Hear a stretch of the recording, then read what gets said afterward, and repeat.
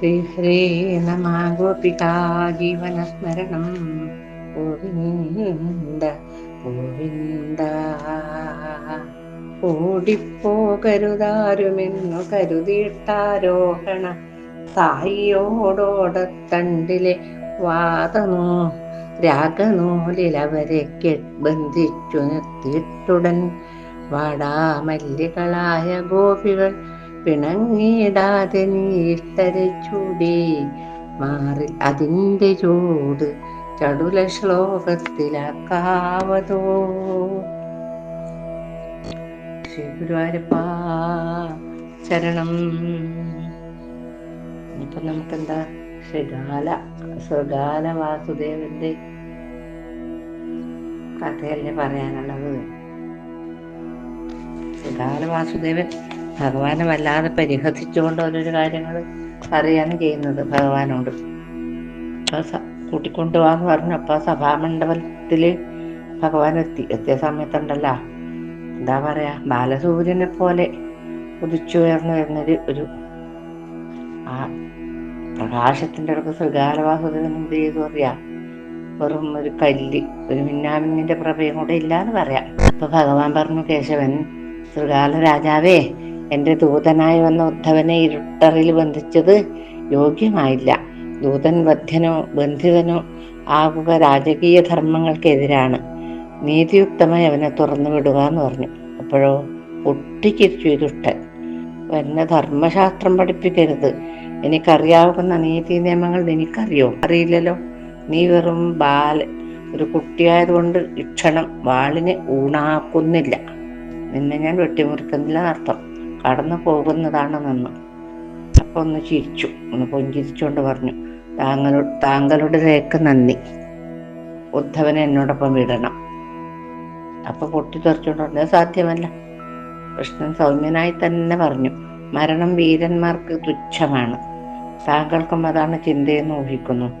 അർത്ഥികളിൽ ആഗ്രഹിക്കുന്നത് നൽകുക എന്റെ ധർമ്മമാണ്. അങ്ങിപ്പോ എന്താണ് എന്നോട് ആഗ്രഹിക്കുന്നത്? മരണമല്ലേ? അത് തരാൻ ഞാൻ തയ്യാറാണെന്ന് വ്യംഗ്യാർത്ഥത്തിലൂടെ ഭഗവാൻ പറഞ്ഞു. അപ്പൊ അലറിക്കൊണ്ട് ശ്രീകാലം പറഞ്ഞു, അരവിടെ, ഇവന്മാരെ ഇരുട്ടറിൽ ബന്ധിക്കും. സിംഹങ്ങൾക്ക് ഊണാവട്ടെ. ഓ പടാ. 2 ഭടന്മാർ കേശവന്റെയും ബലരാമന്റെയും സമീപത്തെത്തി. നിമിഷം കൊണ്ട് ഭടന്മാർ കേശവന്റെ മുമ്പിൽ ചാടി വീണു. ഓ ഗംഭീരായേ. അവരുടെ ശരീരത്തിൽ ചവിട്ടി നിന്നുകൊണ്ടാണ് കേശവൻ നാടുന്തിയിട്ടു അവന്റെ ശരീരത്തിൽ കയറി നിന്നൊരു നല്ലൊരു ഡൺലപ്പ് മെത്തവണെന്ന് തോന്നി നിൽക്കാൻ വേണ്ടിയിട്ട്. ശ്രീകാല, നിന്റെ മരണ നിമിഷങ്ങൾ എടുക്കുകയാണ്. തടയാമെങ്കിൽ ഈ ആയുധം തടഞ്ഞു വിജയിക്കും എന്നും പറഞ്ഞിട്ട് ഭൂമണ്ഡലം മുഴുവൻ ഗുഹയാക്കുകയും അതിനുള്ളിൽ നിന്ന് ശക്തനായ ഒരാൾ അലറുകയും ചെയ്താൽ എങ്ങനെ ഉണ്ടാവും? അത്ര വലിയ ഗുഹയിലുള്ള ഒരാൾ അലറിയാൽ എങ്ങനെ ഉണ്ടാവും? ആ പ്രതിധ്വനി അതുപോലെയാണ് ഭഗവാന്റെ ശബ്ദം അവിടെ മുഴങ്ങിയത്. ആ ശബ്ദം കേട്ട് എല്ലാവരും നിറഞ്ഞപ്പെട്ട് ആരും പേടിച്ചുപോയി. കനത്ത ശബ്ദത്തിന് പിന്നാലെ വന്ന നിശബ്ദമായ ഭീകരക്ക് ആഴം നൽകി. ഭഗവാൻ ശ്രീകൃഷ്ണൻ ഒരു നിമിഷം നിശ്ചലനായി. എന്നിട്ടോ ആ രൂപം ഇങ്ങനെ ഒരു തേജോഗോളം പോലെ ജ്വലിക്കാൻ തുടങ്ങി. ആ സമയത്ത് കരത്തിൽ നിന്ന് തീഷ്ണവും ഉജ്ജ്വലദ്യുതി പടർത്തുന്നതുമായ ചക്രായുധം ഇങ്ങനെ തിളങ്ങാൻ തുടങ്ങി. ചക്രായുധം എപ്പോഴും ആവശ്യത്തിനല്ലേ ഭഗവാന്റെ കയ്യിലേക്ക് ചക്രായുധം വരും. ശ്രീകാലൻ അങ്ങനത്തെ ഒരു ആയുധം ജനിച്ചേ പിന്നെ മൂക്ക് മുളച്ചേ പിന്നെ കാണുന്നതാണ് ശ്രീകാലൻ. സൈന്യങ്ങൾ ഭയന്നും ബോധരഹിതമായി നിലംപതിച്ചു. ഓഹോഹോ, എന്തു ചെയ്യണമെന്നറിയാതെ കുതറി നിന്ന് ശ്രീകാലന്റെ മുമ്പിലേക്ക് ചക്രായുധം പാഞ്ഞു വന്നു. ഒരു നിമിഷം വേണ്ടി വന്നിട്ടില്ല. ഒരു ത്രുടിയിലും കുറവ്. ശ്രീകാലന്റെ കബന്ധം ഭൂമിയിൽ വീണിട്ടിങ്ങനെ ഉരുണ്ടോണ്ട് കളിക്കലായി. ബോള് ശിരസ് അകലെ തെറിച്ചു വീണു. കബന്ധം ഭൂമിയിൽ വീണു. നാവ് ഭീഷണമായി പുറത്തേക്ക് തള്ളി. എന്തോ പറയാൻ ഭാവിച്ചായിരിക്കുമല്ലോ. നാവ് പുറത്തു വന്നിട്ട് എന്തൊരു വികൃതം. സൈന്യങ്ങൾ ആയുധം വെച്ച് കീഴടങ്ങി. എല്ലാവരും കീഴടങ്ങി. അപ്പോൾ ഭഗവാൻ ഉദ്ധവനെ മോചിപ്പിച്ചിട്ട് കൊണ്ടുവന്നു. കരവീരപുരത്തെ അധിപനായി ദാമോദരൻ. ഇനിയിപ്പോൾ ആരും ഇവിടെ എതിർക്കാനില്ല. ചക്രത്താൽ മാറി പിളർന്ന് തലതെറിച്ച് വികൃതരൂപനായി കിടക്കുന്ന ശ്രീകാലനെ രാജോചിതമായിട്ട് തന്നെ സംസ്കരിച്ചു. കാരണം ഓന് മോക്ഷം കിട്ടിയല്ലേ ചെയ്തത്. ഭഗവാന്റെ കൈകൊണ്ട് മരിക്കണ്ടേ ഭാഗ്യം ഓനുണ്ടായി. അതുമല്ല ജരാസന്ധന്. ഈ സമയത്ത് സുഗാലന്റെ പത്നി കരഞ്ഞു കലങ്ങിയ കണ്ണുകളോടെ ശക്രദേവൻ എന്ന തന്റെ മകനെ മുമ്പിൽ നടത്തിക്കൊണ്ട് കേശവന്റെ മുമ്പിലെത്തി. ശക്രദേവൻ, അതാണ് സുഗാലന്റെ മകന്റെ പേര്. താമരതളത്തിൽ നിന്നും മഞ്ഞുതുള്ളി അടരും പോലെ കണ്ണുനീർ തൂവി വരുന്ന ശൃഗാലപത്നിയെ ദാമോദരൻ കണ്ടു. അവർ കേശവനെ പ്രണമിച്ചു.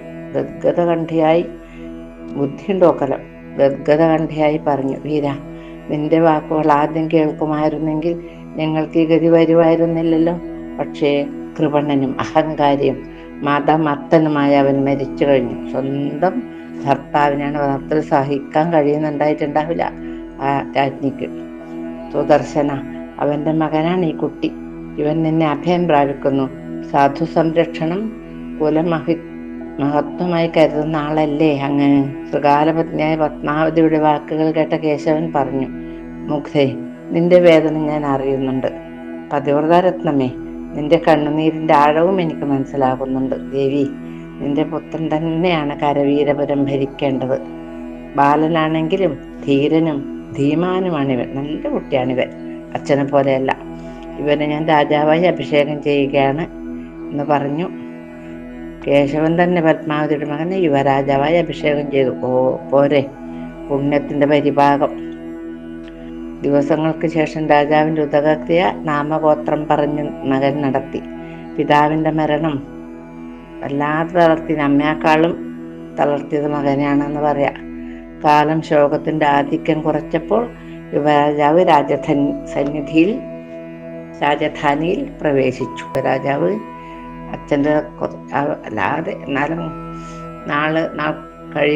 നാളുകൾ കഴിയുന്നതിനനുസരിച്ച് നമ്മുടെ ദുഃഖങ്ങൾ കുറഞ്ഞില്ലെങ്കിലും കുറഞ്ഞു എന്ന് ഭാവിക്കുമെങ്കിലും വേണ്ടേ. കേശവന്റെ ധീരമായ കർമ്മത്തിൽ എല്ലാവരും ആനന്ദം കൊണ്ടു. ധർമ്മത്തിന് വിജയം നൽകുവാൻ വന്ന അവതാരമാണ് കൃഷ്ണനെന്ന് കരവീരപുരത്തെ ജനങ്ങൾ വിശ്വസിച്ചു. അവർക്ക് അങ്ങനെ സന്തോഷമായി എന്ന് പറയുന്നു. കുട്ടിക്ക് വല്ലാതെ സങ്കടം ഉണ്ടായിരുന്നെങ്കിലും മെല്ലെ മെല്ലെ ആ സങ്കടം തീർന്നു. യുവരാജാവായി. എന്താ കുട്ടിയുടെ പേര്? അതൊരു പേര് ശക്രദേവൻ. ശക്രൻ എന്ന് പറഞ്ഞാല് ദേവേന്ദ്രനേക്കാളും ദേവൻ. പിന്നീട് നമ്മൾ എന്താ പറയുന്നത്, എവിടെ പോവാം നമ്മള്? യമുനയും ബലരാമനും. യമുനാകർഷണം ഭാഗവതത്തില്. തൃഗാലന്റെ മകനെ രാജാവായി അഭിഷേകം ചെയ്തതിന് ശേഷം രാമകൃഷ്ണന്മാർ ഉദ്ധവനോടൊപ്പം മധുരയിലേക്ക് പോയി. അവരവരുടെ ചെയ്യാണ്ടായ കർമ്മങ്ങൾ കഴിഞ്ഞു. തൃഗാലനെ കൊന്ന് വിജയഭേരി മുഴക്കിയ രാമനും കൃഷ്ണനും ഉടനെ മധുരയിൽ എത്തുന്നതാണെന്ന് മുന്നാലെ പോയവർ അറിയിച്ചു. വരുന്നുണ്ട്, ഇവിടെ തയ്യാറെടുപ്പ് വേണ്ടേ സ്വീകരിക്കാൻ. ഉഗ്രസേനൻ ഹർഷോന്മാദത്തോടെ മധുര മുഴുവൻ അണിയിച്ചൊരുക്കുവാൻ ആജ്ഞാപിച്ചു. എവിടെ പോയെന്നില്ല ബോധം ഉണ്ടായിട്ടില്ല രാജധാനിയിലുള്ളവർക്കൊക്കെ.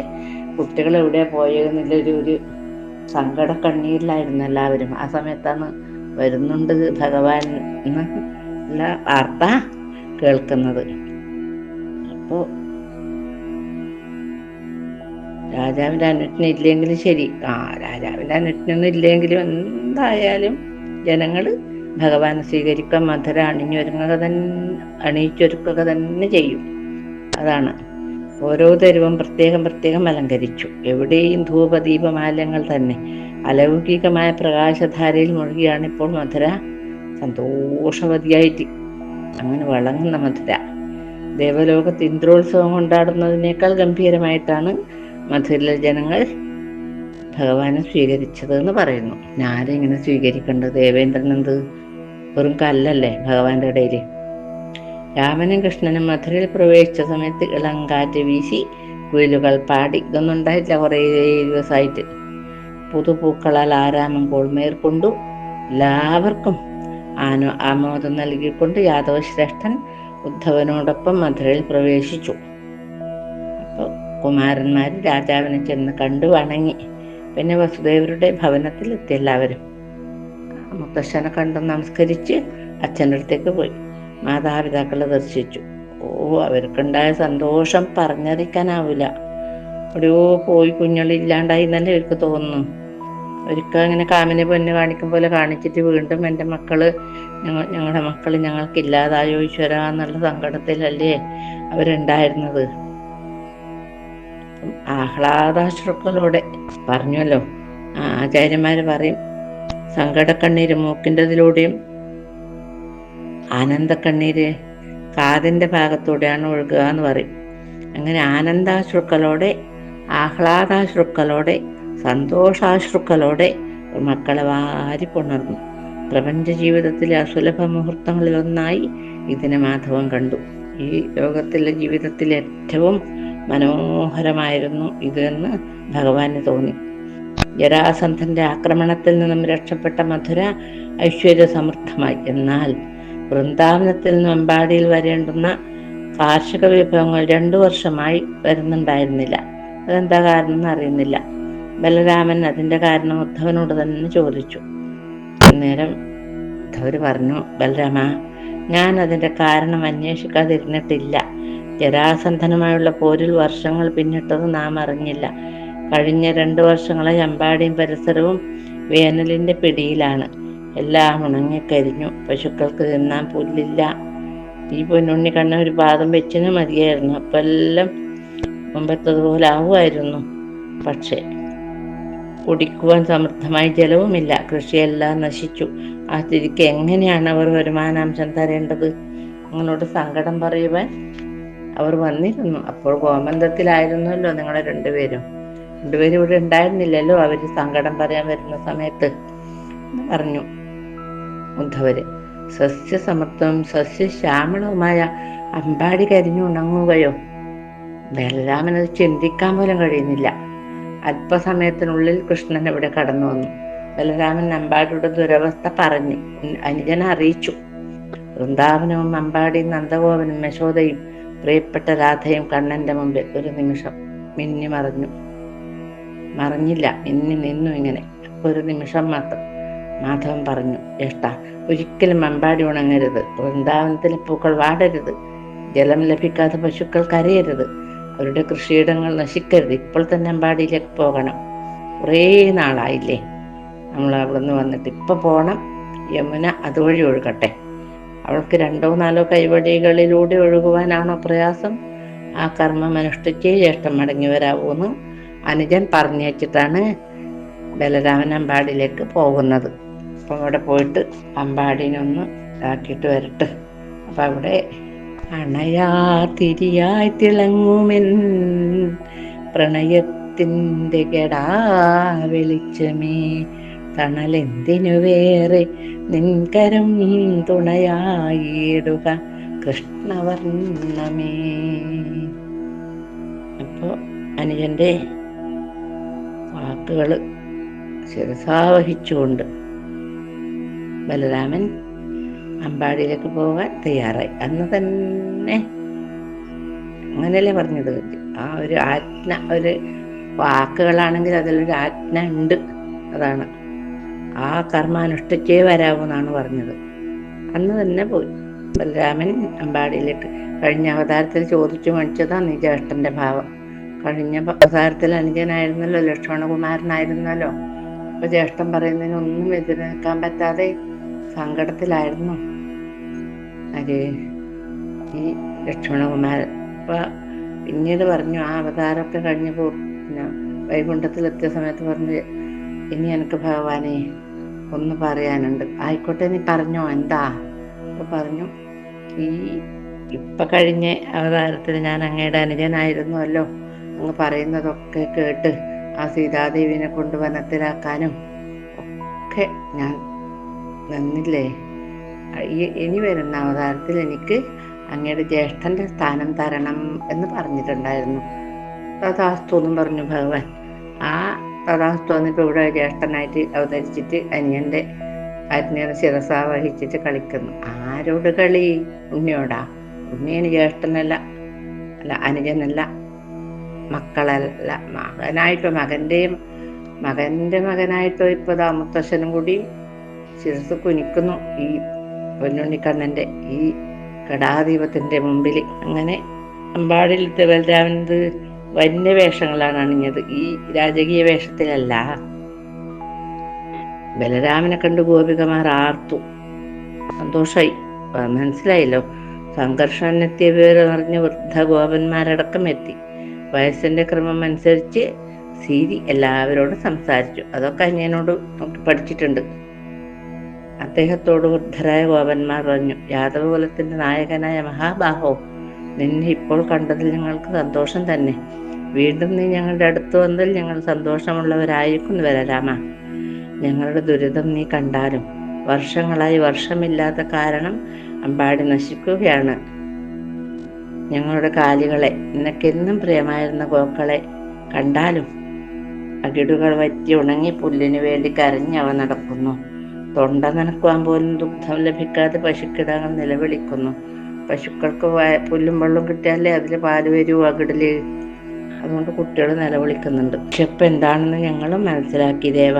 ദയവായി ഈ വറുതിയിൽ നിന്ന് ഞങ്ങളെ രക്ഷിക്കൂ. യാദവകുല സംരക്ഷകരാണല്ലോ നിങ്ങൾ രണ്ടുപേരും. അങ്ങനെ വയസ്സായ പ്രായമായ യാദവ പ്രമാണി പറഞ്ഞു.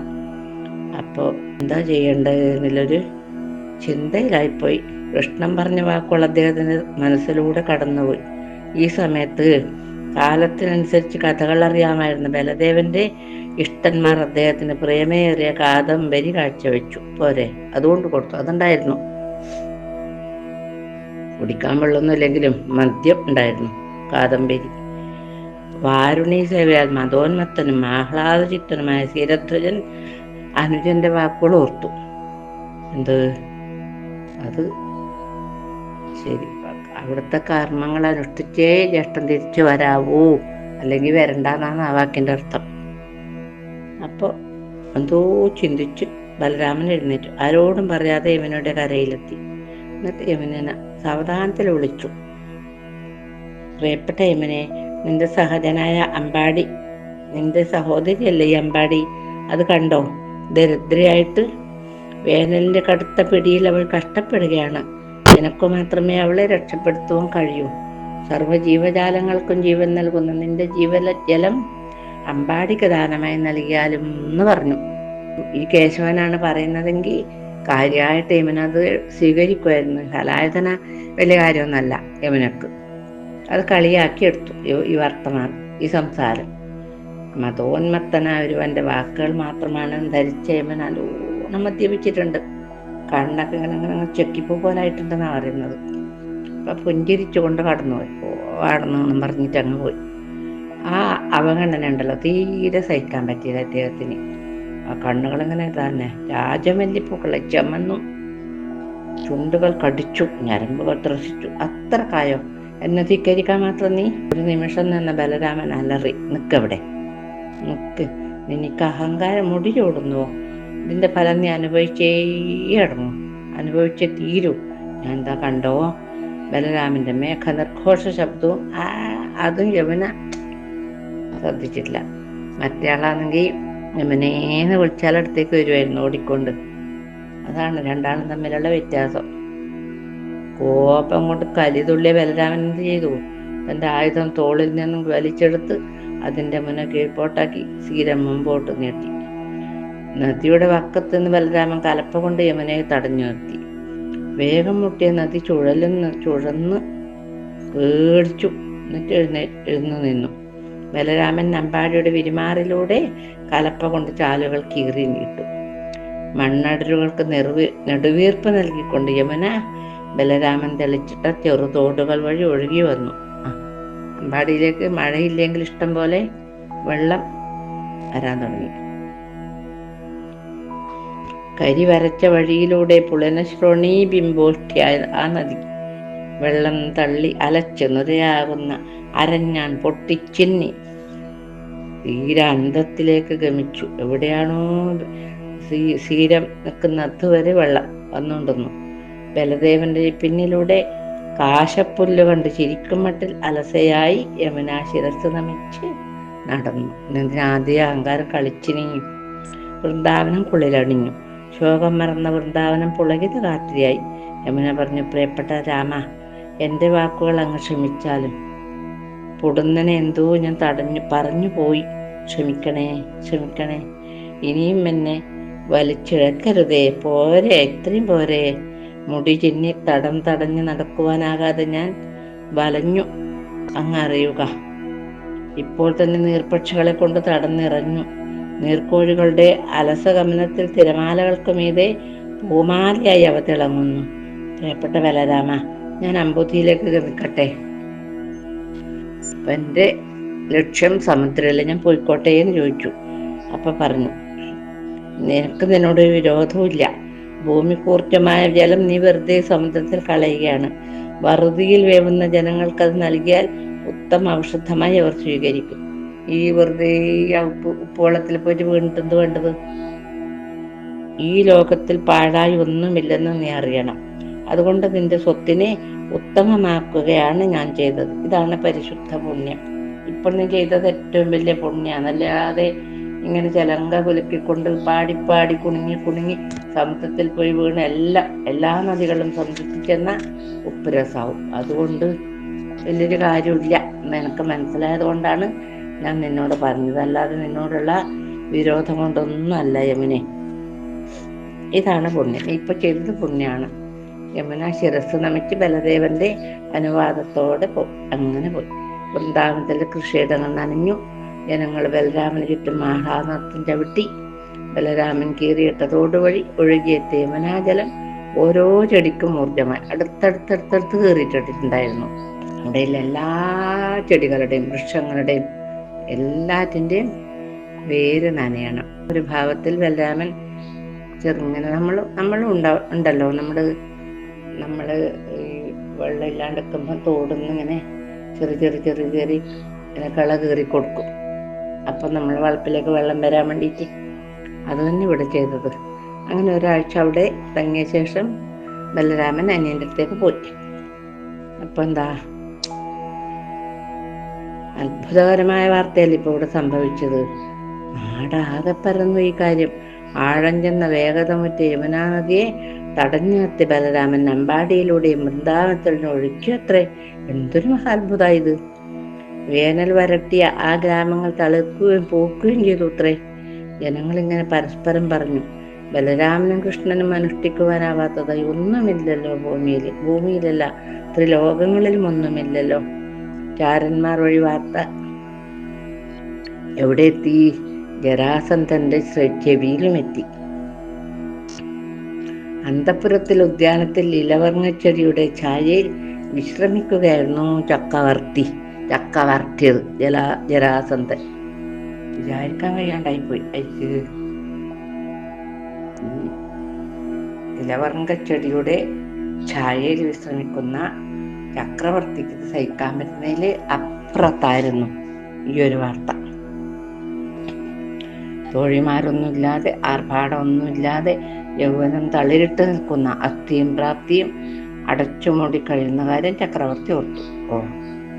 മക്കളെ മധുരയിലേക്ക് അയച്ചത് ഏറെ പ്രതീക്ഷകളുമായിട്ടായിരുന്നു. മധുര ഐശ്വര്യപൂർണമായ നഗരം തന്നെ ആയിരുന്നു. കാളിന്തിയുടെ പിള്ളത്തൊട്ടിലാണ് മധുര. യാദവർ ശക്തരും അതുപോലെ നിഷ്കളങ്കരുമാണ്. അവർക്ക് കളങ്കമില്ല. ക്രൗര്യം എന്നുള്ള ആ വാക്ക് അവരുടെ മനസ്സിലേക്ക് കയറിയിട്ടേയില്ല. അഹങ്കാരം. പ്രതീക്ഷിച്ചതുപോലെ എല്ലാം നടന്നു. കംസൻ അശ്വമേധം നടത്തി. ദേവപ്രഭുവിന്റെ വെൺകൊറ്റക്കുട മഞ്ഞിലെത്തി. മധുരയുടെ സിംഹാസനങ്ങൾ അലങ്കാരമായി. ചുറ്റുമുള്ള ചെറിയ രാജ്യങ്ങൾ കംസന്റെ അധികാര പരിധിയിലുമായി. തന്റെ ചക്രവർത്തി പദം കംസൻ അംഗീകരിക്കുകയും ചെയ്തു. എന്നാൽ ഒരു പ്രത്യേക ഊന്നലുണ്ട്. എന്നാൽ ഇന്ന് വരെ അംഗീകരിക്കാത്തവർ ഗംഗാസമതലത്തിൽ ഉണ്ടായി വന്നിരിക്കുന്നു.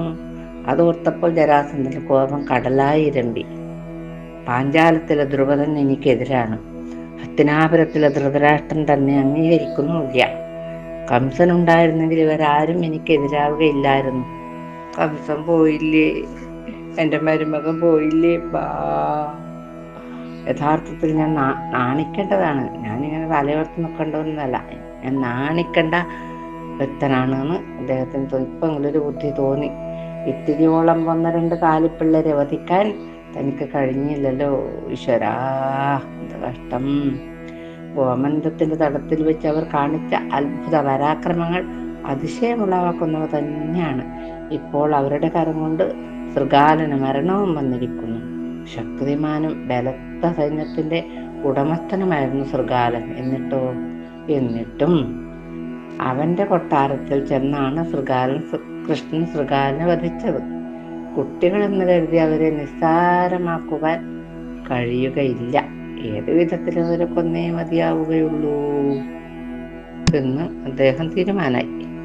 അദ്ദേഹത്തിന്റെ തീരുമാനത്തോടെ അദ്ദേഹം ജീവിക്കട്ടെ.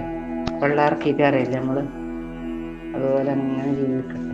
അദ്ദേഹം കാണിച്ചു തരാം. ഇപ്പൊ അദ്ദേഹത്തിന്റെ കളിയൊക്കെ കാണിച്ചു കൊടുക്കും ഉണ്ണിക്കണ്ണൻ. ഇദ്ദേഹം ആരാണെന്ന് അറിയോ? ബ്രഹ്മാവിൻ മറിമായമൊക്കെ അവതാളത്തിൽ പെടുത്തുന്നവൻ, അമ്മയ്ക്കായി 14 ലോകമെളുതായി വായിൽ തുറക്കുന്നവൻ, ചെമ്മേ ഇന്ദ്രമഴക്കിറുക്ക് തടയാൻ പോരും കുടക്കാരൻ, ഈ നമ്മൾക്കുള്ള കളിക്കുറുമ്പൻ, ഇവൻ ആരാണെന്ന് ചൊല്ലാവതോ. അതെ, ആർക്കും ആരാണെന്ന് മനസ്സിലാക്കാൻ കഴിയാതെ ആ ഭൗമ തേജസ്സിന് മുമ്പിൽ ആ പൊന്നുതമ്പുരാന്റെ തൃപ്പാദപത്മങ്ങളിൽ നമസ്കരിച്ചുകൊണ്ട് ഇന്നത്തെ എപ്പിസോഡ് ഇവിടെ സമർപ്പിക്കാം. ആ പാദങ്ങളിൽ സമർപ്പിക്കാം.